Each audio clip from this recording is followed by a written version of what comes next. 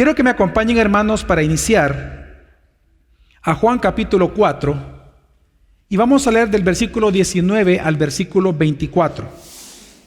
Vamos a leer la palabra del Señor. Dice así: La mujer le dijo: Señor, me parece que tú eres profeta. Nuestros padres adoraron en este monte y ustedes dicen que en Jerusalén está el lugar donde se debe de adorar. Jesús le dijo: Mujer, cree lo que te digo.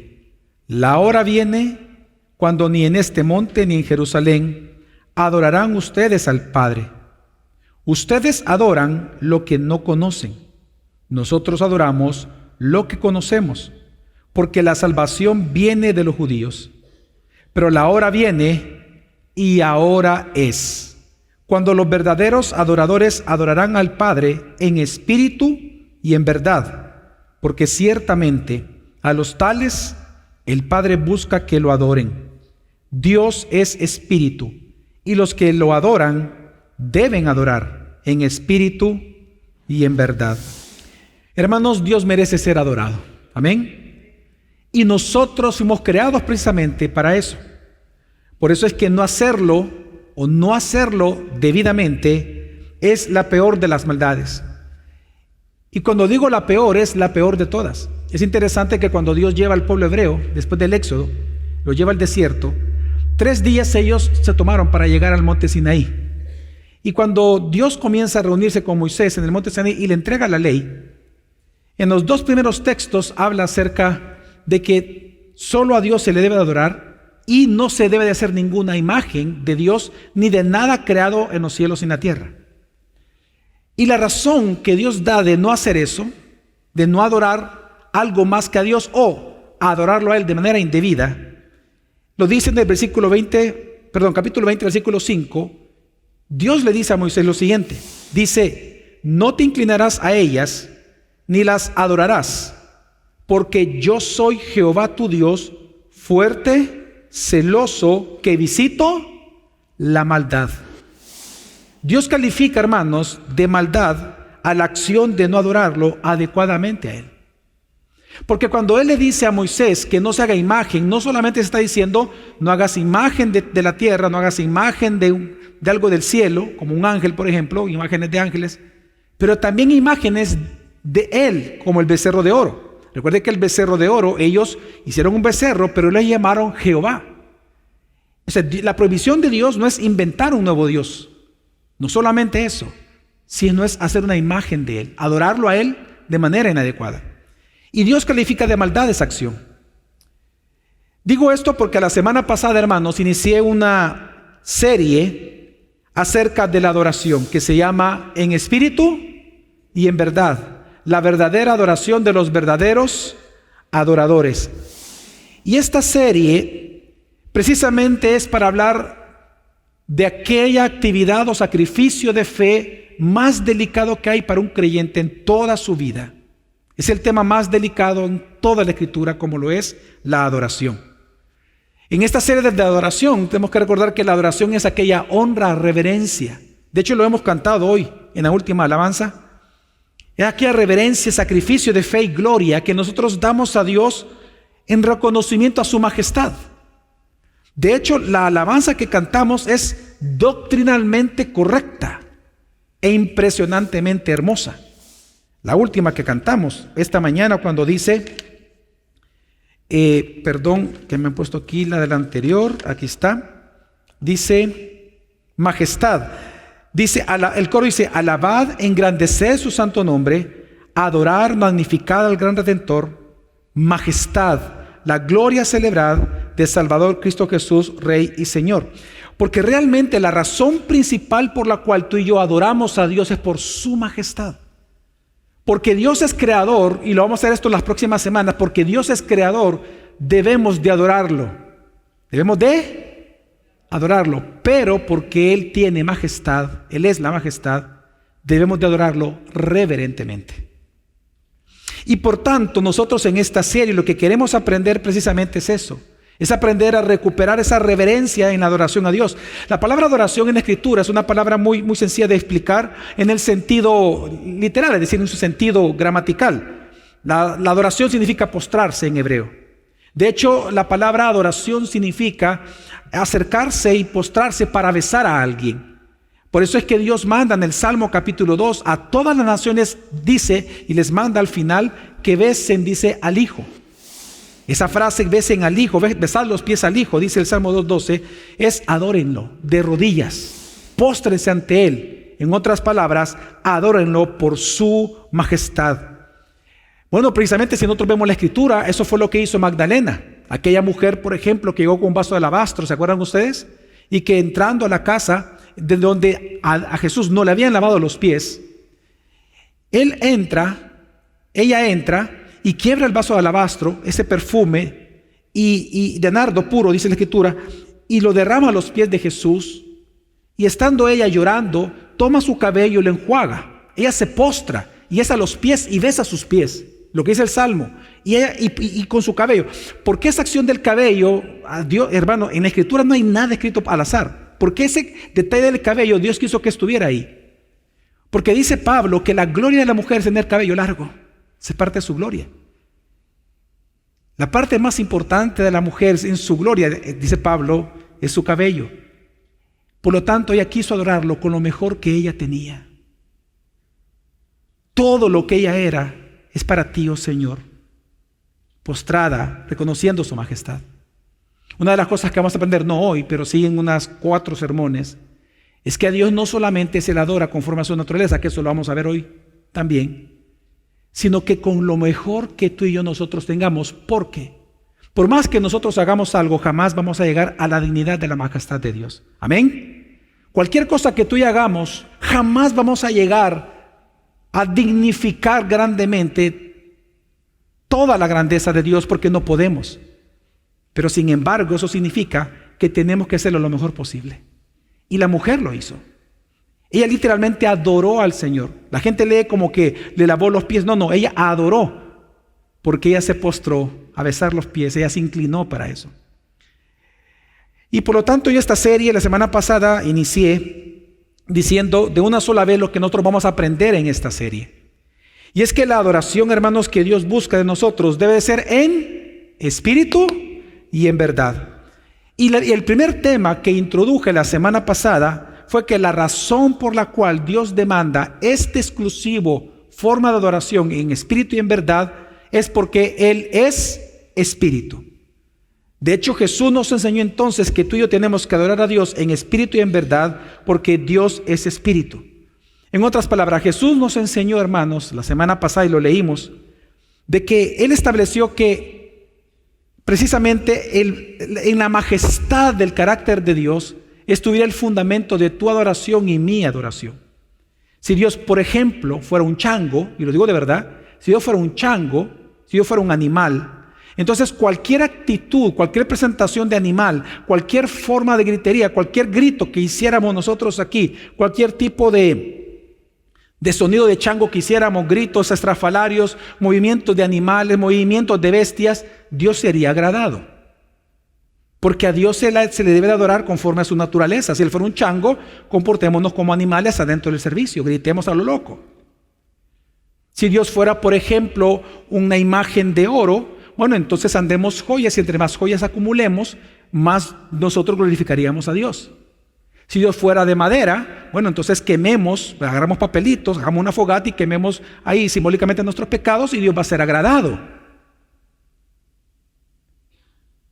Pero Dios es espíritu.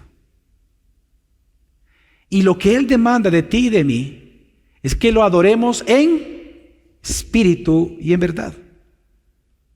Dios es espíritu.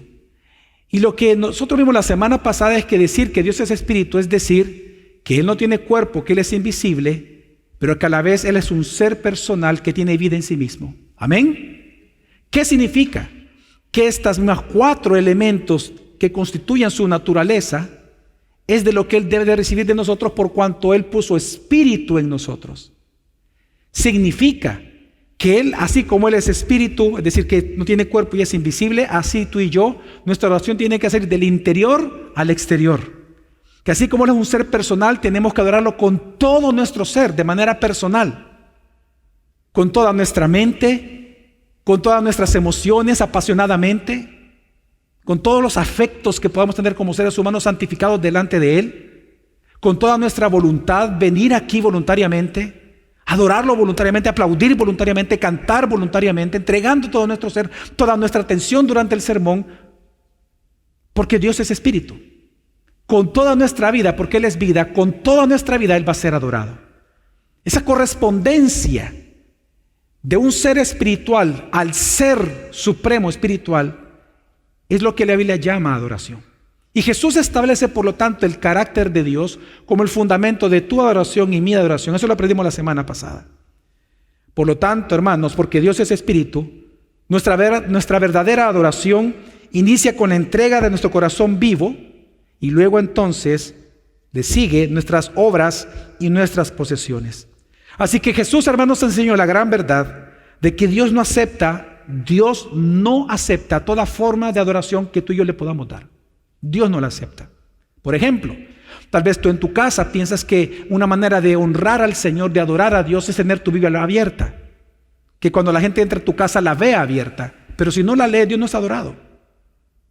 Tal vez tú te sientes bien, satisfecho, tú te sientes bien de verdad en tener la Biblia abierta, pero entiende, Dios no acepta toda forma de adoración que el ser humano le entrega, sino solo aquello que es conforme a su naturaleza y solo aquello que Él pide exclusivamente por escrito en sus sagradas palabras.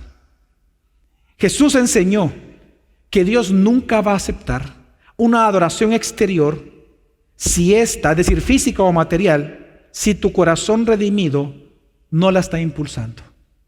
Porque Dios lo que ve es el corazón, no tus manos. Pero lo que tenemos que entender es que nuestro corazón se ve a través de nuestras manos. Obviamente, yo puedo levantar las manos, puedo cantar, puedo predicar y puedo hacer varias cosas como para el Señor sin poner mi corazón en eso, ser un hipócrita. Claro que sí. Claro que sí. Yo puedo estar cantando al Señor pensando en el fútbol. Yo puedo estar cantando en el Señor pensando que qué voy a comer al mediodía. Yo puedo estar cantando al Señor pensando en la enfermedad que tengo. Y con eso no estoy adorando al Señor. Pero necesariamente mi corazón entregado a Él le va a cantar, le va a aplaudir y va a hacer todas estas cosas, no de manera hipócrita, sino con un corazón sincero. Amén. Por lo tanto, Dios nos enseñó, hermanos, precisamente que dio para recibir todo acto externo de adoración siempre y cuando tu corazón esté involucrado. De hecho, esto fue lo que Jesús le enseñó en este texto a la samaritana. Jesús le señaló, si se dan cuenta hoy que hemos leído el texto, no es más, Jesús le señaló que con su llegada la adoración sería reformada. Que la adoración de la tierra tendría que ser reformada porque ni los samaritanos, representando a los gentiles, ni los judíos estaban adorando a Dios debidamente. Por un lado, lo dijimos y lo hemos leído, los samaritanos, aunque ellos lo adoraban de corazón, lo hacían con toda su alma, lo hacían con toda efusividad y buscaban hacerlo todos los días. El problema es que lo hacían a un Dios desconocido, dice Jesús. Ustedes adoran lo que no conocen, a un Dios desconocido, a un Dios no bíblico. Le pueden llamar Jesús, le pueden llamar lo que ustedes quieran, Yahvé, pero no es el de la Biblia. Un becerro de oro, por ejemplo. Mientras tanto, los judíos, Jesús les dice, ustedes adoran al Dios verdadero. Ustedes adoran a Dios. Tienen su palabra, tienen la revelación, tienen la forma en que hay que adorarlo. El problema es que ustedes no tienen el espíritu y el corazón para hacerlo. Hipócritas, sepulcros blanqueados, vacíos por dentro. Así que por lo tanto, lo que Jesús le enseña a la samaritana es que la adoración debe ser reformada, porque nuestra verdadera adoración a Dios, la que Dios acepta, hermanos, la adoración que Dios acepta incluye ambos elementos, el espíritu y la verdad. Digan conmigo, el espíritu y la verdad. Ahora, voy a hacer una aclaración porque creo que es bien importante hacerla de un inicio. Y es que recuerde que la palabra espíritu es tu ser y mi ser, completo. Es el ser interior, le llaman algunos, o el yo. Tu verdadero yo es tu espíritu. Yo le decía a mis hijos, me cortan la mano, ¿sigo siendo yo? Hermanos, ¿sigo siendo yo? ¿Me apuntan ambas piernas, sigo siendo persona? Sí. Algo, usted puede decir, pero ¿qué pasa si le cortan la cabeza, pastor? Deja de ser persona. O sea que la persona está en el cerebro. No, quíteme el corazón y ¿qué va a pasar? Me muero. ¿Me quita el hígado? ¿Qué pasa? Me muero. ¿Me quita el páncreas? Me muero. Entonces, el yo no está en el páncreas, ni en el cerebro, ni en el corazón. Es la parte inmaterial del hombre. ¿Amén? En la Biblia, por eso es que en la Biblia los sinónimos espirituales para hablar de tu ser interior es el corazón, el espíritu, el hombre interior. Todo esto tiene que ver con el mismo ser. Son sinónimos las tres palabras. Así que en esta serie, por favor, cada vez que usted escuche el alma, con toda tu alma, con todo tu corazón y con todo tu ser, estoy hablando del ¿qué? De tu espíritu. Amén, hermanos. Es importante eso para que no se pierda la hora de leer los textos. Porque los textos que hablan de adoración hablan así. Ocupan sinónimos, refiriéndose al mismo acto de adoración. Entonces, sí es importante entender que la adoración aceptada por Dios incluye entonces ambos elementos, el corazón, es decir, el espíritu y la verdad. Así que, hermanos, algo que de un inicio enseña la Escritura, que solamente hay dos formas, hermanos, de adorar a Dios.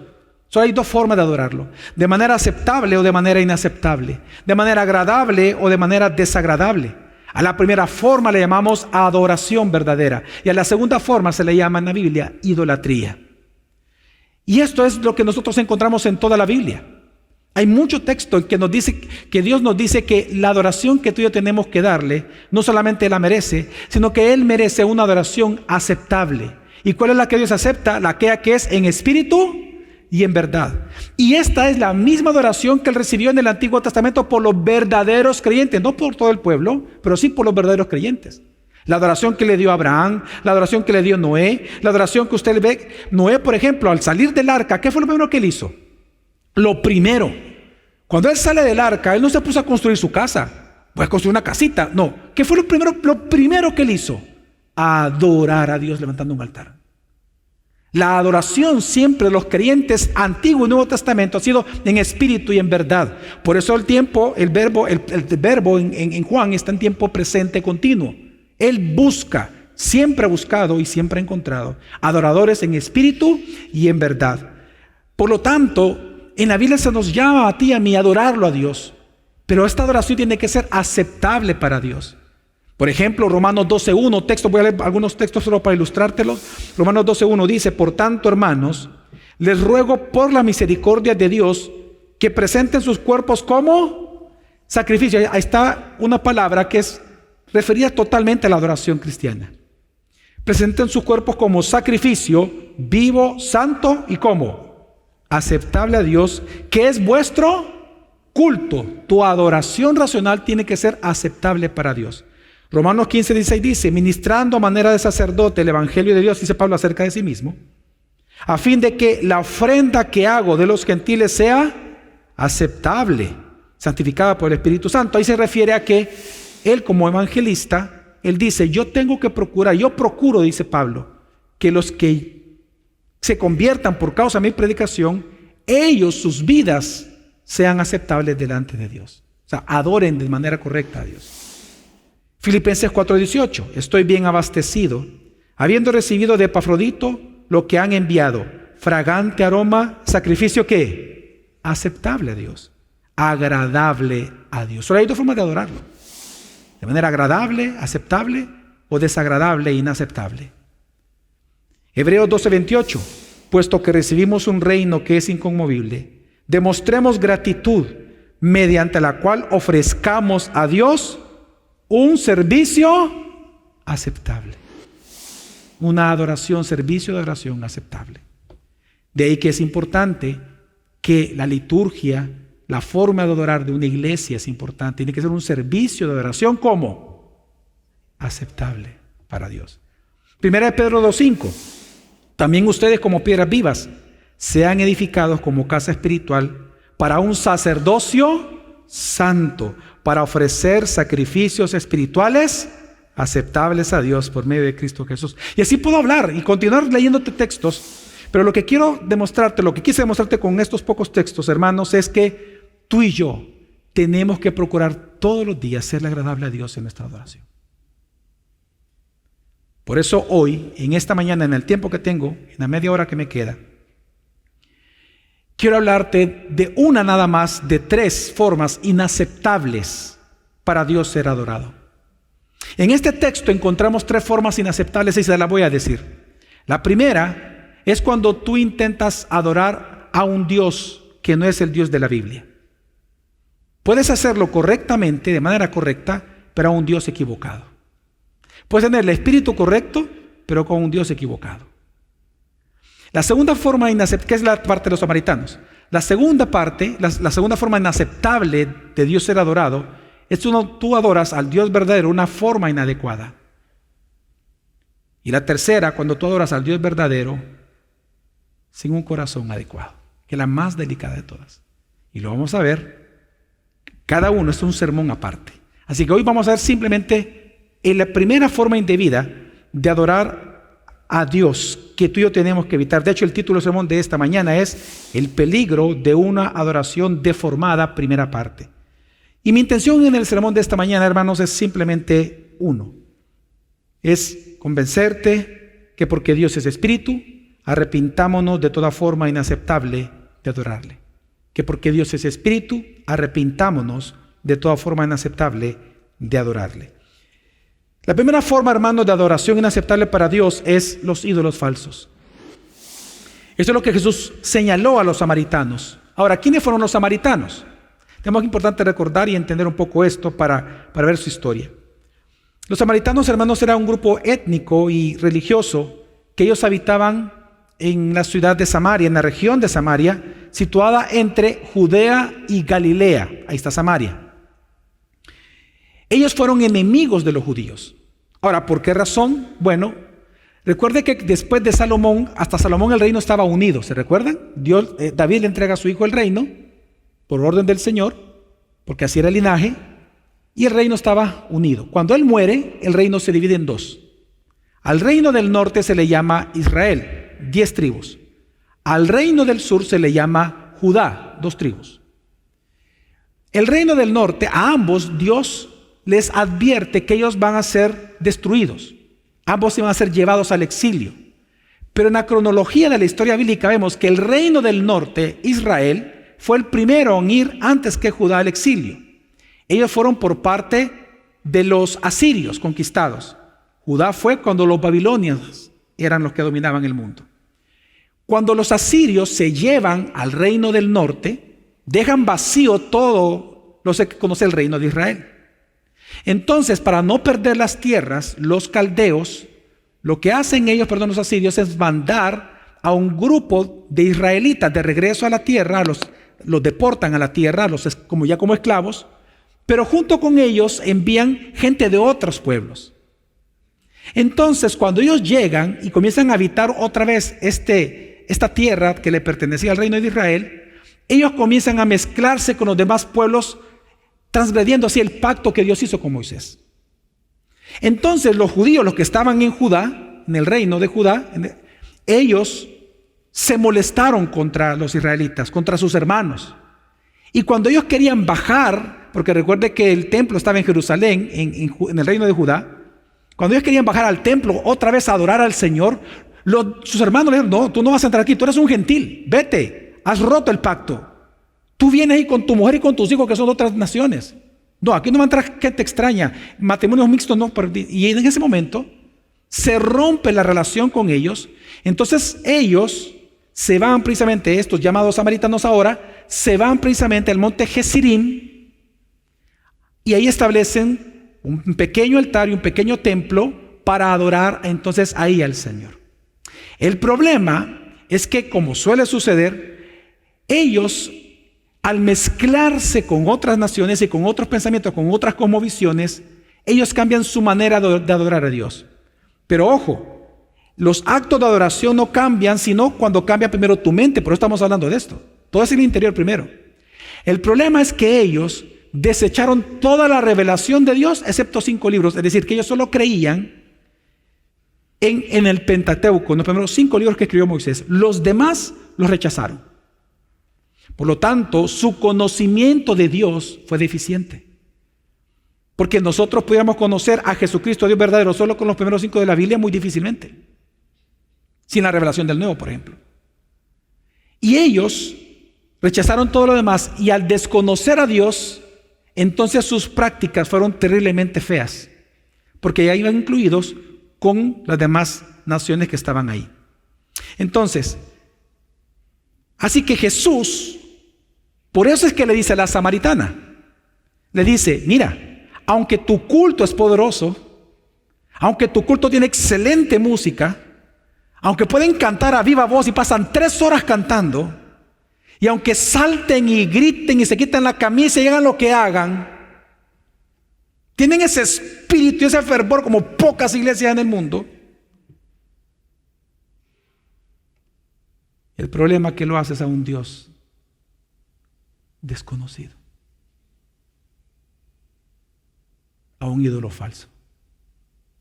Aunque le llames Jesús, aunque le llames Jehová, aunque le llames Yahvé, lo desconoces, no lo conoces. Porque si lo conocieras, no harías esas cosas que haces.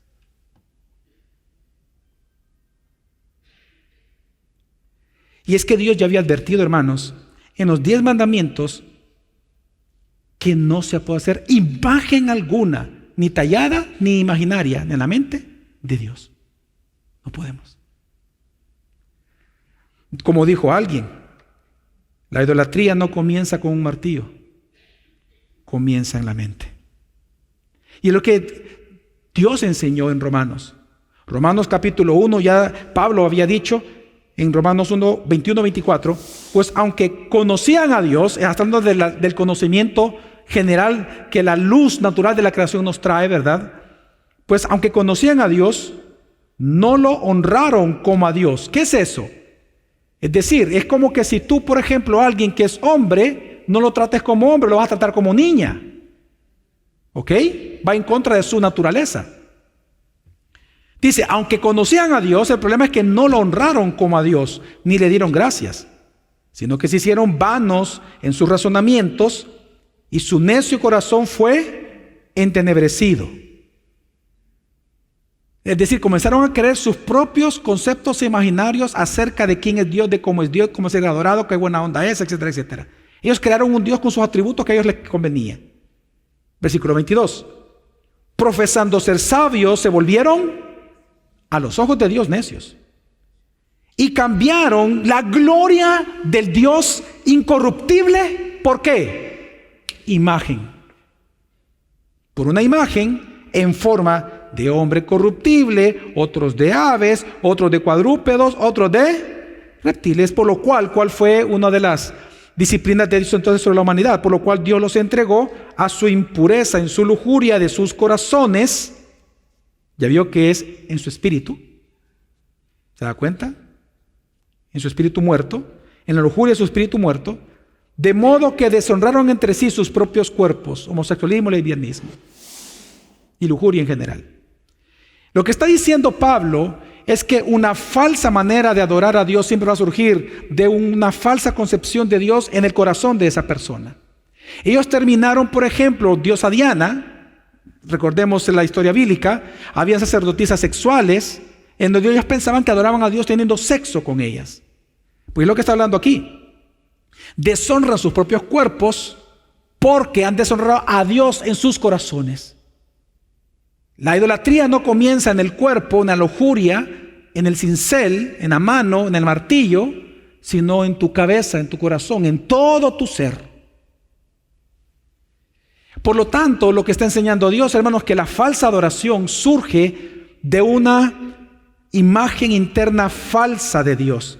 Y es que si tú te das cuenta en Romanos 1, lo que está diciendo Dios es que, hermanos, no es que ellos no adoraron a Dios. Ellos no es que no lo adoraron.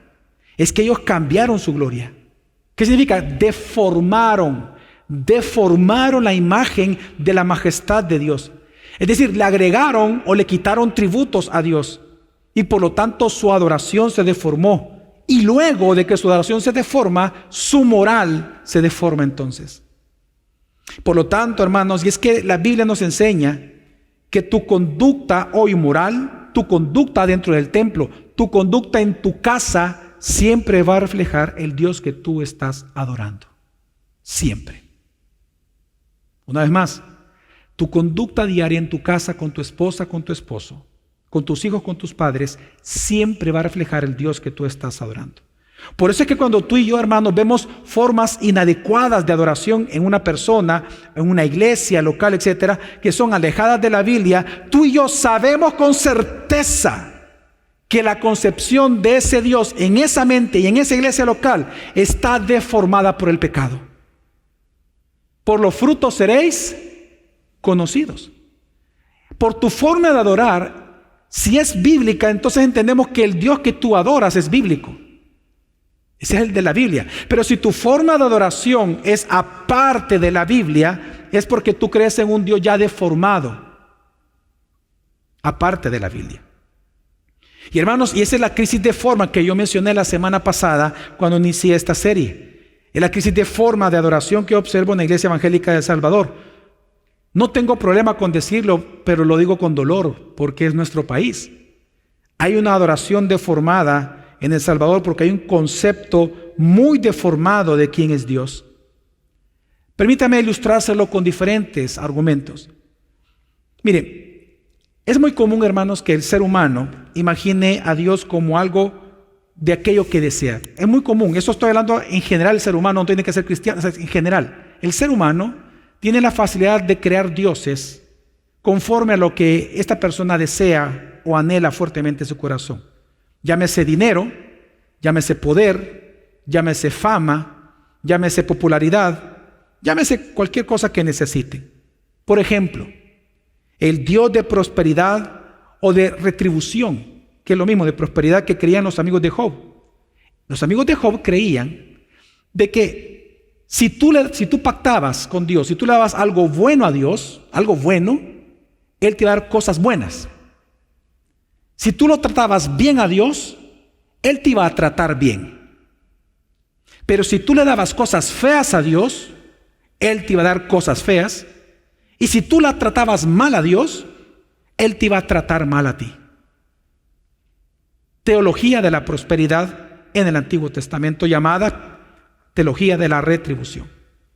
Por eso es que Job, bajo ese pensamiento que era la cosmovisión de aquella época, él llega a decir en el capítulo 31, 24, dice: si he puesto en el oro mi confianza y he dicho al oro fino, tú eres mi seguridad.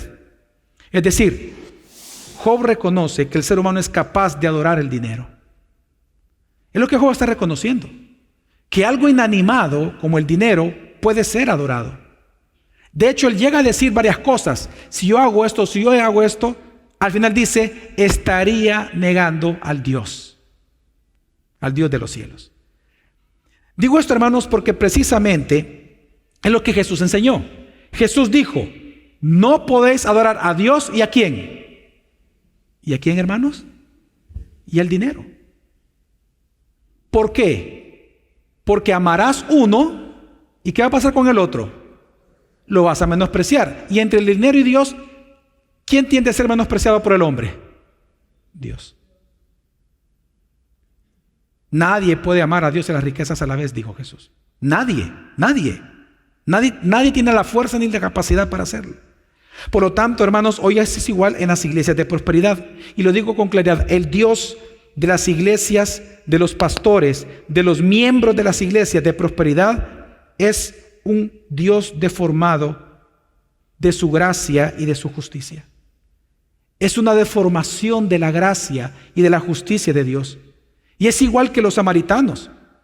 Usted se ha dado cuenta que los cultos de las iglesias de prosperidad son cultos súper animados. Son cultos donde hay una cantidad de expresiones, hay mucho fervor. En las iglesias de la teología de la prosperidad, usted ve fervor, animosos, cantando, bailando, tirándose al suelo, tirándose agua, tirándose guacales, tirándose de todo. Y usted dice: ¡wow! ¡Qué encendido está este lugar! Pero están adorando a un Dios que ni siquiera conocen.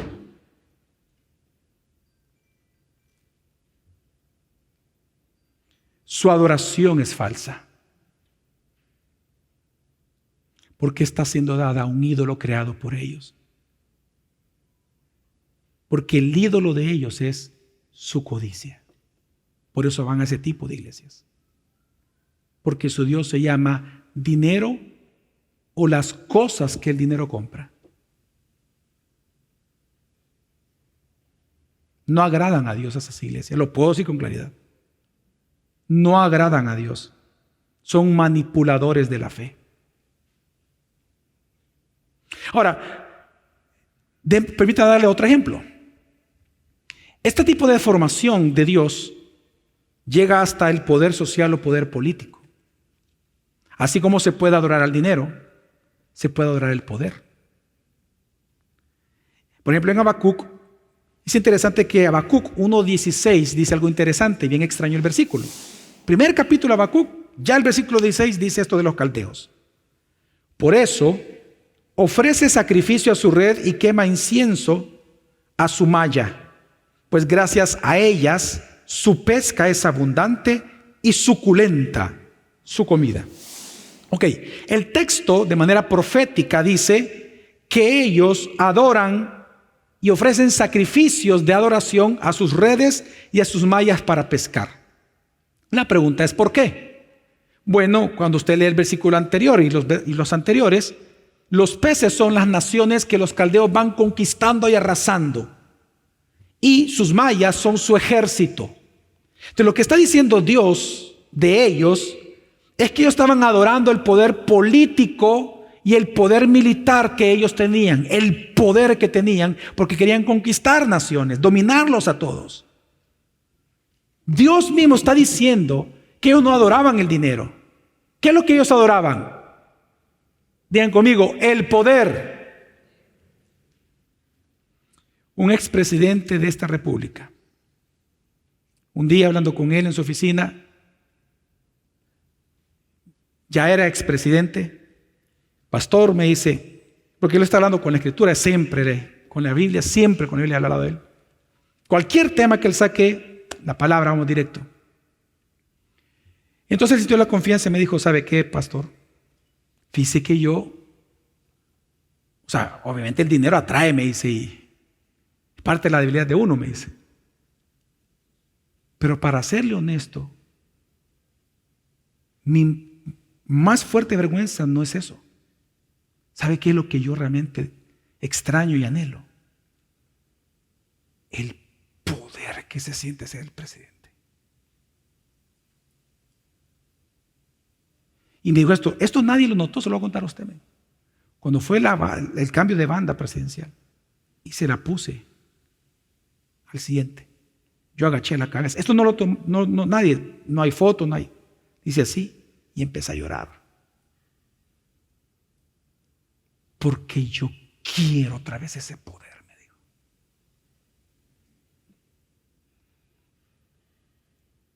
El Dios de él le decía que él no tenía que ir a ninguna iglesia. Porque yo lo decía. Yo le evangelicé varias veces y decía, no, pastor, yo creo en Jesús. Él es el que me da el poder. Él es el que me puso de presidente. Es un Dios deformado. O sea, el Jesús que él tenía en su mente no es un Dios que lo quería salvar. No, ni redimir. No, lo quería hacer ¿qué? Presidente. Y por eso él decía, no, yo no voy a la iglesia. Yo lo que busco son las profetizas. Para que me profeticen cuándo volveré a ser otra vez.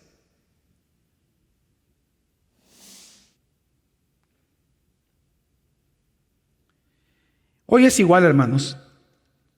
Los dioses, no voy a decir de todos, pero de algunos políticos, los dioses que ellos creen, los políticos, los poderosos, los tacaños, los que son codiciosos, hermanos, son dioses falsos hechos a las medidas de sus propias codicias. Usted se da cuenta que muchos políticos resulta que son cristianos cuando son en campaña. ¿Sí o no? Claro. Y hablan de Cristo y de Cristo y de Jesús y de Jesús y de Dios. Pero viven en libertinaje, sin temor a ellos, no se congregan, no adoran a Cristo, sino que los dioses de ellos son dioses permisivos, que le permiten al poderoso aprovecharse del que no es poderoso. Así igual el codicioso o el avaro piensa que su espiritualidad está conectada precisamente con el dinero. Ellos piensan de que están bien a Dios y que no necesitan adorar al Señor, porque para ellos el ser bendecidos por Dios con dinero, para ellos es sinónimo, estoy bien con Dios. Si no, Dios no me bendijera. Teología de la prosperidad. Así que, y lo mismo es el Dios de los deportistas. Usted ve cómo los deportistas agarran la grama y se persignan. O de repente le dan gloria al Señor, pero están viviendo en una unión libre con una mujer o con otro hombre. Es un Dios deformado, pero ellos tienen un altar. Los pescadores en El Salvador tienen un altar. En México entienden la muerte como un altar, los narcos y así general. Es decir, cada persona según su codicia forma un ídolo, una imagen, ya sea tallada o imaginaria, del Dios que ellos adoran, pero es un Dios hecho a su propia codicia. Muchos se preguntan, bueno, ¿y por qué será que algunos pastores en El Salvador están enfocados tanto en política? Ya sea a favor o en contra. Pero están enfocados desde el púlpito y en los grupos todo el tiempo hablando de política. Bueno, porque ellos piensan que el redentor del Dios que ellos adoran no es Cristo. Cristo es insuficiente para la transformación de una nación. Para ellos creen que el redentor de las naciones son los políticos o los poderosos. Ahora, lamentablemente esto también ha llegado a la mente de muchos evangélicos miembros comunes en las iglesias. El Dios humanista. Muchos piensan de que Dios existe para los cristianos y no los cristianos para Dios. Y lo voy a repetir cuantas veces sea, en cuantos sermones se pueda. Venir al culto de adoración, hermanos, es para ellos, venir al culto de adoración es venir a recibir bendición, paz, sosiego, prosperidad, salud, un Dios terapéutico que me traiga salud a mi enfermedad. Ellos no vienen a darle a Dios, ellos vienen a recibir, pero no vienen a dar. Es lo que yo llamo una codicia espiritual disfrazada de piedad. Y quiero aclarar, no es que no debamos de esperar ser bendecidos por Dios. Claramente Dios bendice cuando tú te congregas. Amén. Amén. ¿Cuántos salen bendecidos después de adorar al Señor? Claro que hay bendición en adorar, pero el cristiano que es humanista, que ha formado un Dios humanista en su mente, no viene a adorarlo, viene a recibir. Y por eso es que yo le vengo diciendo, y se lo pido de verdad, día martes que nos reunimos con los hombres, que estuvo espectacular, Dios fue muy glorificado de verdad. Yo les decía a los hombres, ya quitémonos ese lenguaje, voy a la iglesia a recibir, olvídate. Tú vienes a darle adoración a Dios con todo tu ser, con todo tu cuerpo, con toda tu alma, con todas tus fuerzas, con todas tus posesiones, con todas tus habilidades, con todos tus talentos. Tú vienes a dar adoración al Señor. Amén. No estás convencido, ¿verdad? Quiero que sepas que mi argumento contra esto bíblico todavía no lo he sacado. Aquí lo tengo guardado en el arsenal. Dentro de 2 domingos te lo voy a traer y te lo voy a demostrar bíblicamente cómo se ve eso. Digo esto, hermanos, porque para el creyente humanista la motivación de ir al servicio de adoración, qué incongruente, porque el servicio de adoración, ir a un servicio de adoración no es adorar a Dios, participando en las liturgias, ordenanzas, sino es recibir. Y eso hace que algunos vengan tarde, o se vayan antes de que termine, porque para ellos solo van a algo que ellos escogen. Los demás no quieren, porque no lo ven como adoración. Pero si tú quieres saber qué es adorar a Dios, en el libro del culto, vete por favor a la página 11. Cuando puedas, léete la parte que dice la forma de adorar. En la página 11 dice sobre la adoración, puedes leértela, pero luego dice la forma de adorar. Y ahí te das cuenta cómo es dentro de una liturgia, según la Escritura, debemos de adorar a Dios. Por eso es que cuando tú te vas antes de que finalice realmente todas las formas de adoración.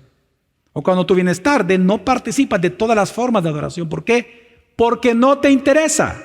Simplemente, a menos que sea por enfermedad, a menos que te chocaron el carro, una trabazón, no hay problema. Pero si es voluntariamente, hay un problema. Ahora, yo quiero que, además, te voy a dar un pequeño argumento. Ya te diste cuenta, porque en el Antiguo Testamento, ¿cuál era el punto central de reunión para adorar a Dios? Donde todos tenían que ir a adorar al Señor. ¿Cuál era? En el Antiguo Testamento habían 2 lugares. ¿Cuál? Primero fue ¿alrededor de dónde? Del tabernáculo de Dios. Y luego del tabernáculo, ¿qué vino? El templo. Hermanos, ahí tenían que ir todo el pueblo de Dios a adorar. Digan conmigo, sí. No se preocupen, digan conmigo, sí. Ok. ¿Tenían sillas o no? No, pero yo escuché mal. ¿El tabernáculo tenía sillas? ¿El templo? ¿Para 2 millones de judíos? No había sillas. ¿Por qué? ¿A qué iban? A adorar. No a un show. No es un show. Nunca va a ser un show. No venimos a recibir. Dios nos congrega a adorar.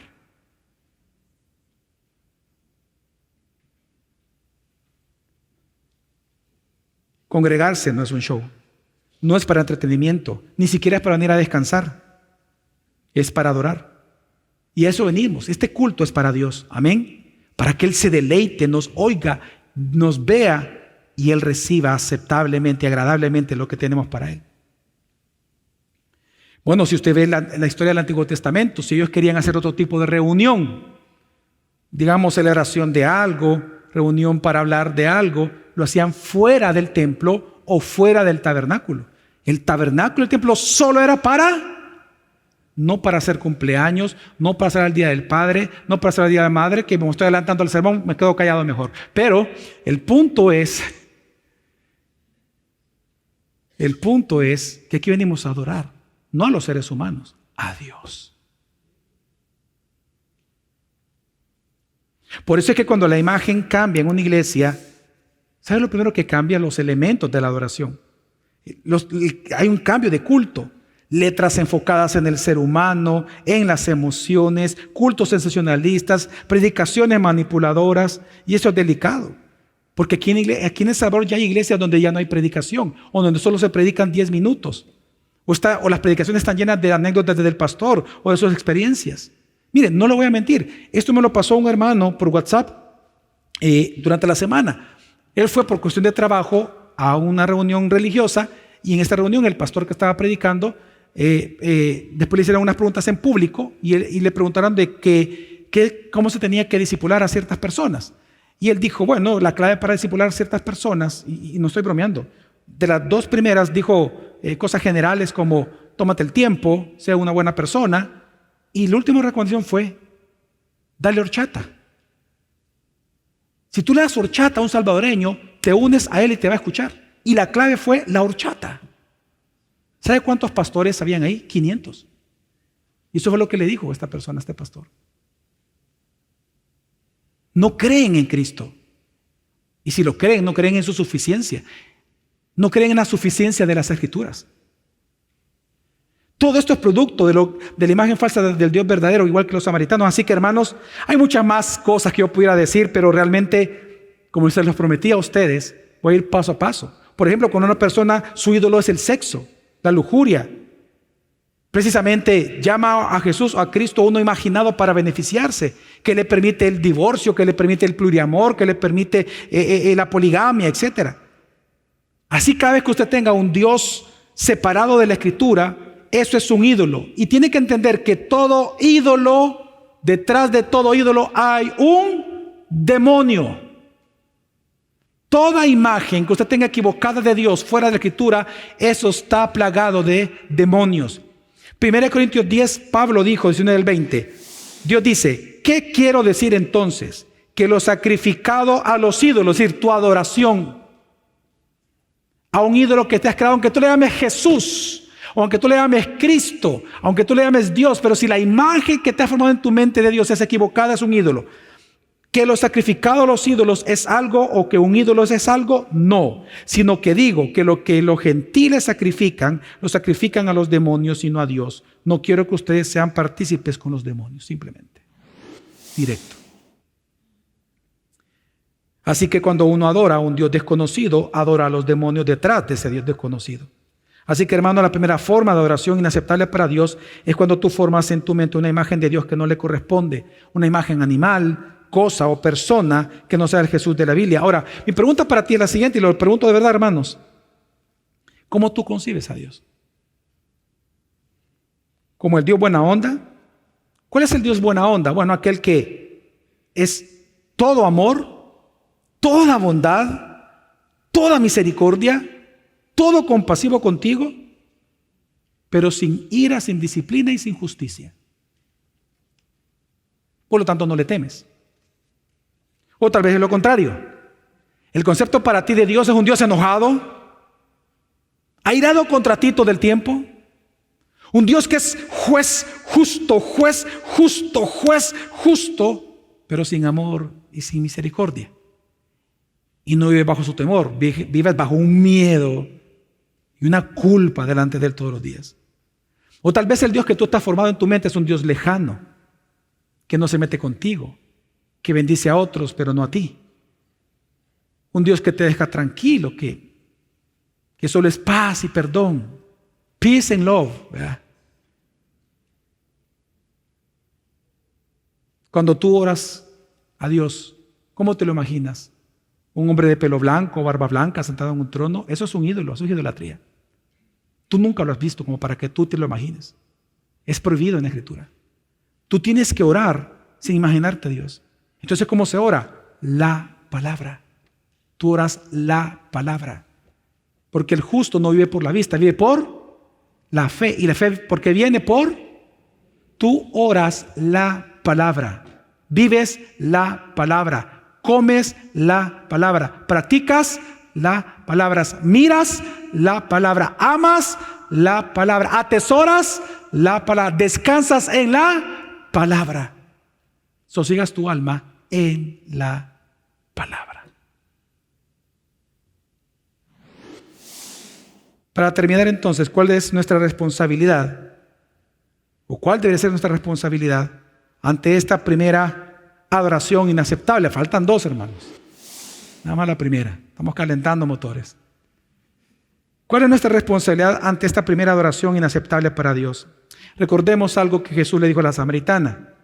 En Juan 4:24 Jesús le dijo: ustedes adoran lo que no conocen. En otras palabras, la pregunta que estoy haciendo es la siguiente, real, hermanos. ¿Qué tiene que hacer la mujer samaritana? Es decir, ¿cuál es la solución ante semejante idolatría? ¿Cuál? ¿Qué hacer? ¿Cuál es la solución ante una persona? Y vamos a ir más profundo. Un creyente verdadero que está adorando a un Dios desconocido. Permítame que la palabra responda. En una ocasión el apóstol Pablo, él estaba esperando a Silas y a Timoteo en Atenas para ir a otra ciudad. Estando en Atenas, como ellos no habían llegado, él comienza a caminar. Y él comienza a ver la cantidad de ídolos que había en Atenas. Y dice la Biblia que su espíritu, ¿su qué, hermanos? Hablando del espíritu en verdad. Su espíritu se enardeció, se molestó por la idolatría de la ciudad. Entonces él se fue a las sinagogas y comenzó a enseñar de aquel designado por Dios, Jesucristo, Dios hombre, para que él viniera a juzgar a los vivos y los muertos. Y que por lo tanto él había resucitado. Cuando los epicúreos y los estoicos escuchan esta nueva filosofía para ellos, les pareció interesante. Invitan a Pablo entonces a que predique al gran Areópago de Atenas. Pues bien, estando ahí en el Areópago, Pablo inicia su sermón diciendo lo siguiente. Hechos 17, 22 al 23. Entonces Pablo, poniéndose en pie en medio del Areópago, dijo: varones atenienses, percibo que ustedes son muy religiosos en todo sentido. No en pocos sentidos. ¿En cuántos? Digan conmigo, adoradores. Y eran adoradores. Porque mientras pasaba y observaba los objetos de su adoración, hallé también un altar con esta inscripción: al Dios desconocido, al que no conocían. Pues lo que ustedes adoran sin conocer, eso yo les anuncio. Resulta, hermanos, que los atenienses, al igual que los samaritanos, eran fervorosos, muy religiosos, fieles practicantes de ritos a sus dioses. Ponían todo su corazón, toda su alma, toda su mente, toda su disposición, incluso para adorar a un Dios que no conocían. ¿Qué les dijo Pablo a este pueblo que adoraba a un Dios falso, hecho de su propia imaginación, a un Dios que no conocían, al igual que los samaritanos? Y es interesante que dentro del discurso, él presenta lo siguiente. No voy a leer todo el discurso, sino una parte. Dice, del 29 al 31, Pablo dice: siendo pues linaje de Dios, es decir, todos los seres humanos, siendo pues linaje de Dios, no debemos de pensar que la naturaleza divina sea semejante a oro, plata o piedra, esculpidos por el arte y el pensamiento humano. Por tanto, habiendo pasado por alto los tiempos de ignorancia, Dios declara ahora a todos los hombres en todas partes que se arrepientan, porque Él ha establecido un día en el cual juzgará al mundo en justicia por medio de un hombre a quien Él ha designado, habiendo presentado pruebas a todos los hombres cuando lo resucitó de entre los muertos. ¿Sabe cuál es la primera responsabilidad de una persona que se da cuenta que está adorando a Dios de una manera inadecuada? Hermanos, es arrepentimiento. Arrepiéntete, hermano. Arrepiéntete. No, alguien aquí dijo conocer a Dios. Estoy de acuerdo contigo. Claro que sí. No podemos salir de la ignorancia sin conocer a Cristo. Amén. Pero primero arrepiéntete. Arrepiéntete. Ahora, es interesante, y hago la pregunta de verdad: ¿por qué Pablo habla del arrepentimiento? Si tú te das cuenta, mira lo que dice el versículo 29, siendo pues linaje de Dios. Okay, lo primero, hermanos, que Pablo argumenta con los atenienses, les dice lo siguiente. Bueno, fíjate bien. Si tú y yo somos linaje de Dios, vean usted, síganme todos para acá por un momento, vean el argumento de Pablo. Les dice lo siguiente. Porque ellos tenían imágenes, ¿verdad? De oro, de madera y al Dios desconocido. Entonces Pablo ocupa este argumento. Si tú y yo, porque esto en el versículo anterior lo habla de un poeta de ellos. Si ustedes y yo estamos de acuerdo, dice, que somos linaje de Dios, el argumento es: y nosotros al vernos, yo que mi esposa y yo no somos animales. Somos personas, amén. Yo veo guapísima a mi esposa, estoy enamorado de ella, una mujer hermosa para mí, la más hermosa. Y yo no me veo que yo soy un animal. Yo lo saludo aquí a ustedes, mis hermanos. Yo no lo veo que usted es un chango, que es una tortuga. Usted no es una piedra, que tenga un carácter parecido a una piedra, pero bueno, es otra cosa. Usted no es una piedra. Usted no es una flor. Entonces el argumento de Pablo es: si somos linaje de Dios, pero no somos piedras, no somos animales, no somos de oro, ¿por qué tú piensas que de donde venimos Él lo es? ¡Wow! Impresionante. ¿Me di a entender, hermano? ¿Me di a entender? Es que Él está diciendo: si somos linaje de Dios, sí, amén, somos linaje de Dios, todos lo tenían. Sí, Pablo, somos linaje de Dios. Pero si tú sos la imagen de Él entonces, y tú no eres animal, ¿por qué tú piensas que Dios es animal?